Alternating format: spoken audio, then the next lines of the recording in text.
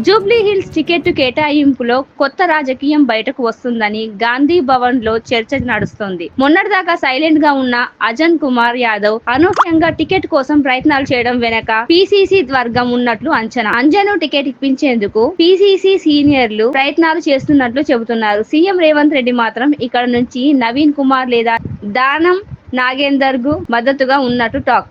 Jubilee Hills ticket కేటాయింపు చుట్టూ కొత్త రాజకీయాలు సమీకరణలు మొదలయ్యాయి అనే చర్చ ప్రస్తుతం గాంధీ భవన్ లో వేడి పుట్టిస్తుంది. ఈ నియోజకవర్గం ఎప్పటికప్పుడు చర్చల్లో ఉండటానికి కారణం హైదరాబాద్ లో కీలక ప్రాంతం కావడం, అలాగే ఆ ప్రాంతంలో బలమైన వర్గ రాజకీయాలు ఉండటమే. కాంగ్రెస్ పార్టీ ఈసారి ఇక్కడ బలమైన అభ్యర్థిని దింపాలని అనుకుంటుంది. అందుకే టికెట్ ఇవ్వడంలో అనూహ్యంగా పలు మార్పులు ప్రయత్నాలు బయటపడుతున్నాయి. ఇటీవల వరకు నిశ్శబ్దంగా ఉన్న మాజీ ఎంపీ అంజన్ కుమార్ యాదవ్ ఇప్పుడు అకస్మాత్తుగా టికెట్ రేసులోకి దిగడం అందరినీ ఆశ్చర్యపరిచింది. ఆయన చురుకుగా లాబియింగ్ చేస్తూ పీసీసీ సీనియర్లతో సమావేశాలు జరుపుతున్నట్లు సమాచారం. గత ఎన్నికల్లో ఆయనకు ఉన్న అనుభవం, బలమైన మద్దతు వర్గం కారణంగా ఈసారి ఆయనకు అవకాశం ఇస్తారేమోనని అంచనాలు పెరుగుతున్నాయి.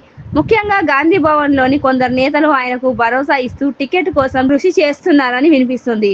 ఇక మరోవైపు సీఎం రేవంత్ రెడ్డి అభిప్రాయం వేరుగా ఉందని టాక్ నడుస్తుంది. ఆయన జూబ్లీ హిల్స్ నుంచి నవీన్ కుమార్ లేదా దానం నాగేందర్ లాంటి బలమైన నేతలను ముందుకు తేవాలని ఆలోచిస్తున్నారని పార్టీ వర్గాలు అంటున్నాయి. దానం నాగేందర్ కు ఆ ప్రాంతంలో ఉన్న శక్తి, అలాగే ప్రజలతో ఉన్న సంబంధాలు ఆయనకు ప్లస్ పాయింట్ గా మారుతున్నాయి. నవీన్ కుమార్ కూడా యువ నేతగా స్థానికంగా చురుకైన కార్యకలాపాలతో మంచి గుర్తింపు సంపాదించుకున్నారు. ఈ పరిస్థితుల్లో జూబ్లీ హిల్స్ లో టికెట్ ఎవరికి ఇస్తారా అనే ప్రశ్న కాంగ్రెస్ వర్గాల్లో హాట్ టాపిక్ గా మారింది.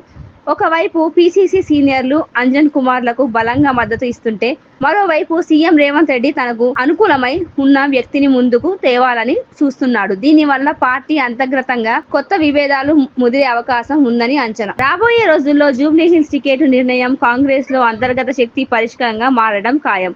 పార్టీ ఏ వర్గం మాట వింటుందనేది ఇక్కడ కీలకమైన రాజకీయ పరిణామం అవుతుంది.